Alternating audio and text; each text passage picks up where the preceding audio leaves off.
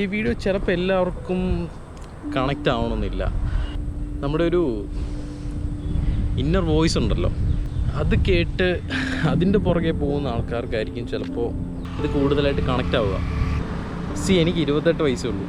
അപ്പം എൻ്റെ 28 വയസ്സ് കൊണ്ട് ഞാൻ നേടിയെടുത്തിട്ടുള്ള വിസ്ഡവും നോളജും മാത്രമേ എൻ്റെ കയ്യിലുള്ളൂ. അപ്പം ഞാൻ എൻ്റെ പരിമിതമായിട്ടുള്ള നോളജിൽ നിന്നിട്ടാണ് ഈ കാര്യങ്ങൾ സംസാരിക്കുന്നത്. അപ്പം അത്രയും കാര്യങ്ങളും മാത്രം നിങ്ങൾ എക്സ്പെക്റ്റ് ചെയ്യുക.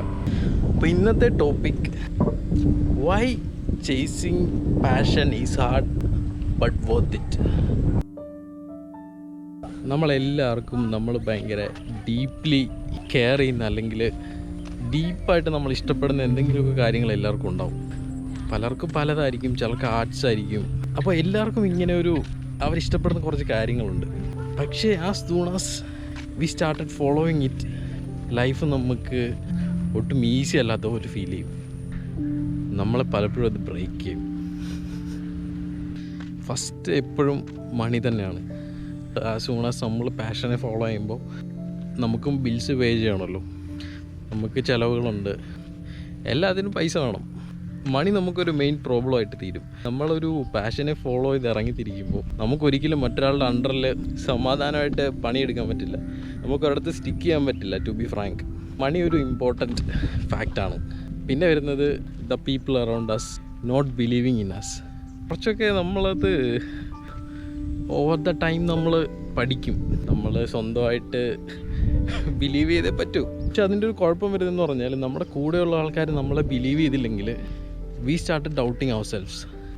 അങ്ങനെ ഒരു പ്രോബ്ലം വരും. അതിൻ്റെ തന്നെ വേറൊരു നെഗറ്റീവ് സൈഡെന്ന് പറഞ്ഞാൽ, നമ്മൾ ഒരുപാട് ആൾക്കാരെ കട്ട് ചെയ്യേണ്ടി വരും. നമുക്ക് നമ്മളെ ബിലീവ് ചെയ്യുന്ന ആൾക്കാരെ മാത്രമേ നമുക്ക് കൂടെ നിർത്താൻ പറ്റുള്ളൂ. ദ ഫാക്ട് ഈസ്, നമ്മളെ സേവ് ചെയ്യാൻ വേണ്ടിയിട്ടാണ് നമ്മൾ ഇവരൊക്കെ കട്ട് ചെയ്യേണ്ടി വരുന്നത്.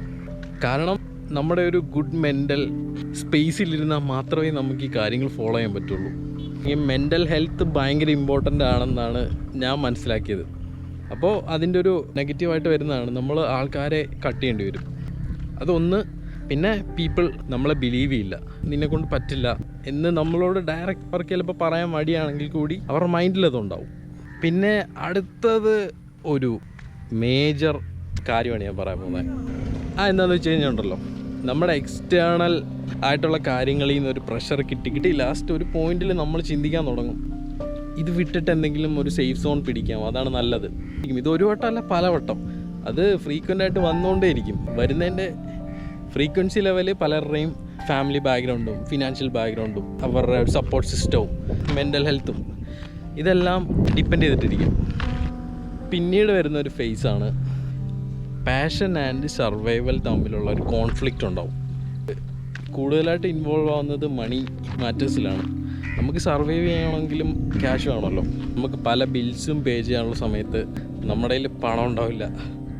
അപ്പോൾ നമ്മൾ ചിന്തിക്കും, നമ്മൾ ഇത് ഫോളോ ചെയ്ത് നടക്കുന്നതുകൊണ്ടല്ലേ നമ്മുടെ കയ്യിൽ ക്യാഷ് ഇല്ലാത്തത്, നമ്മുടെ ഫ്രണ്ട്സൊക്കെ പൈസ ഉണ്ടാക്കുന്നുണ്ടല്ലോ. അപ്പോൾ അവിടെ പാഷനും സർവൈവലുമായിട്ടുള്ളൊരു കോൺഫ്ലിക്റ്റ് ഉണ്ടാവും. കാര്യം ഇങ്ങനെയൊക്കെ ആണെങ്കിൽ നമ്മൾ ഇതിനെ ഫോളോ ചെയ്തുകൊണ്ടേയിരിക്കും, ഒരിക്കലും ഇത് വിടാൻ റെഡി ആവില്ല. പിന്നെ ഇത് വർത്താണെന്ന് ഞാൻ ആദ്യം പറഞ്ഞല്ലോ, അതെന്തുകൊണ്ടാണെന്ന് ഞാൻ പറയാം. First of all, it makes us alive. ഇപ്പോൾ എൻ്റെ കേസിൽ പറഞ്ഞാൽ എനിക്ക് ഒരു മോർ അബൌട്ട് എ ഫീലിംഗ് ആണ്. ഞാനൊരു ഫീലിങ്ങിനെ ഫോളോ ചെയ്യുന്നതിലാണ് എനിക്ക് പലപ്പോഴും തോന്നാറ്. In my case, I am following a feeling more than a destination or something. I don't know how to tell it. That feeling is important for me. So the next thing is, it teaches us discipline, patience and faith. അതിലും എന്നെ എക്സാമ്പിളായിട്ട് എനിക്ക് പറയാൻ പറ്റും. കാരണം ഞാൻ ഒരു discipline ഇല്ലാത്തൊരു മനുഷ്യനായിരുന്നു. പക്ഷേ നമ്മൾ എന്തെങ്കിലും ഒരു കാര്യത്തിനെ നമ്മൾ ഫോളോ ചെയ്യുമ്പോൾ നമുക്ക് ഡിസിപ്ലിൻ ഇല്ലാണ്ട് പറ്റില്ല.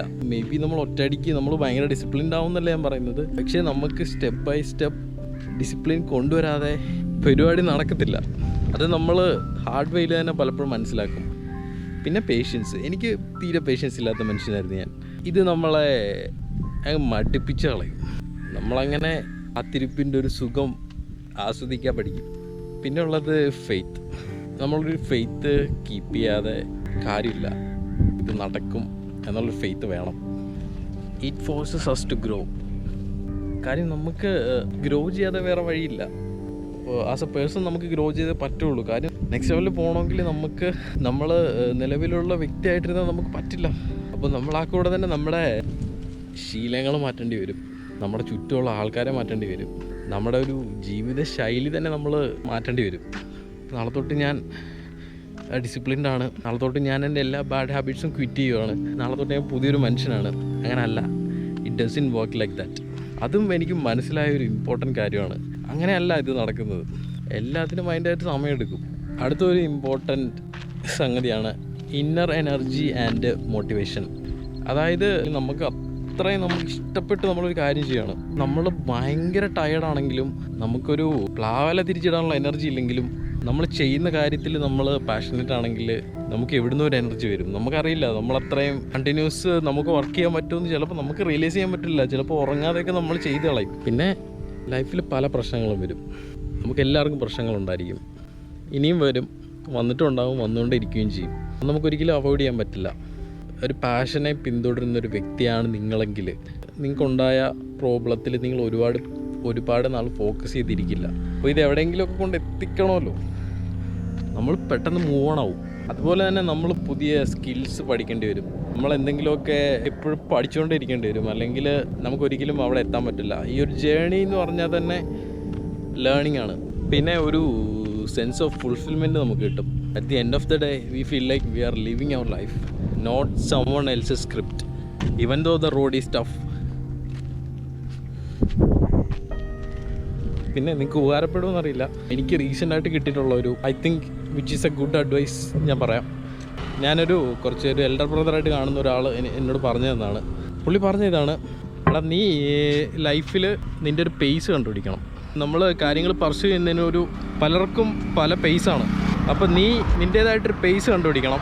എനിക്കൊന്നും വർക്കാവുന്നില്ലല്ലോ, എനിക്കത് ശരിയാവുന്നില്ല, ഇത് ശരിയാവുന്നില്ലല്ലോ. അപ്പം ഞാൻ ഭയങ്കര റെസ്റ്റ്ലെസ്സും, എനിക്ക് സമാധാനമില്ല.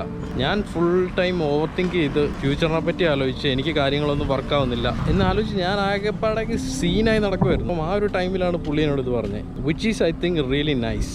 അപ്പോൾ ഞാൻ കുറച്ച് സ്ലോ ഡൗൺ ചെയ്തു, കാര്യങ്ങളൊക്കെ എൻജോയ് ചെയ്യാൻ തുടങ്ങി. വേറെയും എന്തൊക്കെയോ കുറേ കാര്യങ്ങൾ പറയണമെന്നുണ്ടായിരുന്നു. ഇവിടെ ഭയങ്കര തിരക്കായതുകൊണ്ട് ഞാൻ പതുക്കെ എസ്കേപ്പ് ആവുകയാണ്. വേറൊരു വീഡിയോയിൽ പറയാം.